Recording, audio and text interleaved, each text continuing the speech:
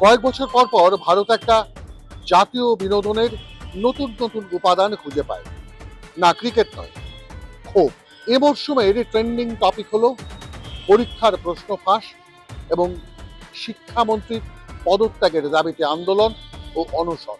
Camera ready, social মিডিয়ায় post ready.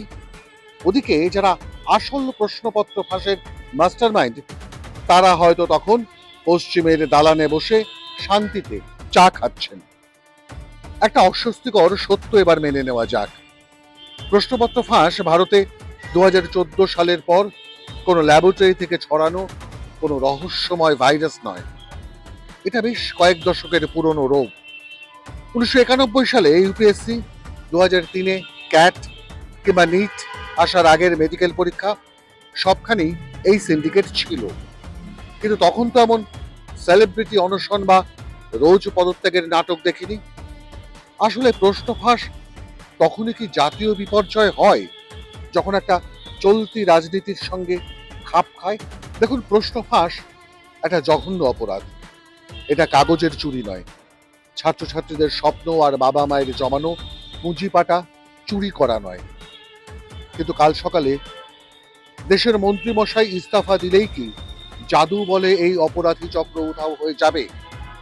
Hacker বা দুর্নীতিবাজ ছাপাখানার কর্মীরা সবাই বেমালুম সাধু বনে যাবেন? আসলে কিচ্ছু বদলাবে না, শুধু মন্ত্রীর ঘরের নাম ফলকটা বদলাবে। কারণ এটা শুধু রাজনৈতিক ব্যর্থতা নয়, এটা সিস্টেম এবং প্রযুক্তির ব্যর্থতা। আসল সমাধানটা কিন্তু খুব বোরিং, যাতে কোনো লাইক, হাততালি কিচ্ছু মেলে না। সমাধান হলো এনক্রিপ্টেড প্রশ্নপত্র বিতরণ, বায়োমেট্রিক ভেরিফিকেশন, এআই নজরদারি এবং অপরাধীদের দ্রুত এবং আজীবন জেল। এগুলো করলে সোশ্যাল মিডিয়ায় ট্রেন্ডিং হওয়া যাবে না। কিন্তু আসল সমস্যার সমাধান ঠিক এভাবেই হয়, খাবার বর্জন করে নয়। জননীতি কোনো সহনশীলতার রিয়ালিটি শো হতে পারে না।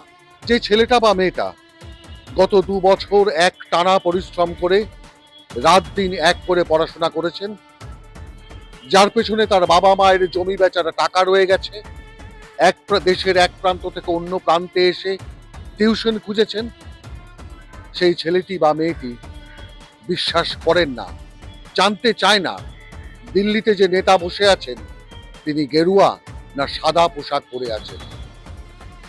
এই ছেলেটা বা মেয়েটা একটা স্বচ্ছ পরীক্ষা ব্যবস্থা চায়। ইতিহাস সাক্ষী, প্রশ্ন ফাঁসের এর আগেও হয়েছে।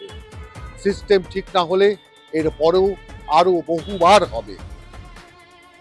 অপরাধীরা দেখে না দিল্লি থেকে বসে আছে, তারা জানে টাকা আমদানির সবচেয়ে বড় কৌশল হলো এই প্রশ্নপত্র ফাঁস করে অসাধুদের হাতে বিক্রি করে দেওয়া।